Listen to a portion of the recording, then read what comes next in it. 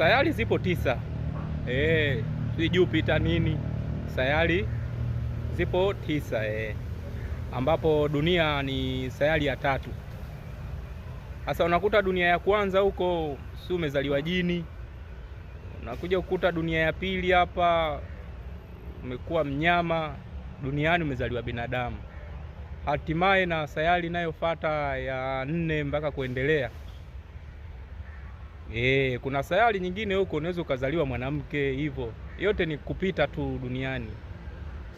Ila sasa hapa kwenye hii dunia ndio kuna changamoto. Yaani hii sayari ya dunia hii ndio kuna changamoto. Hapa ndio Mungu katuwekea changamoto kubwa. Yaani mpaka uje utoboe sayari zote 9, sayari ya 10 ndio unaenda kukutana na Mungu sasa.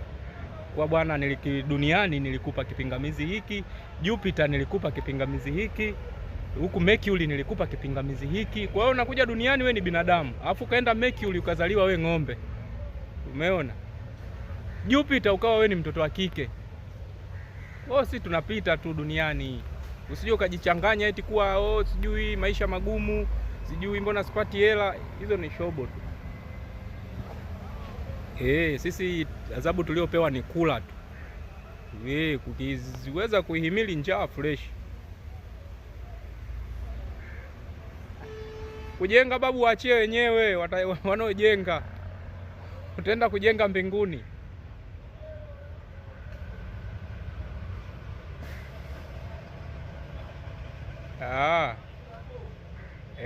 Ndio kama hivyo yani.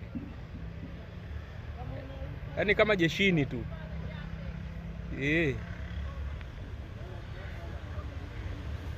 Baridi.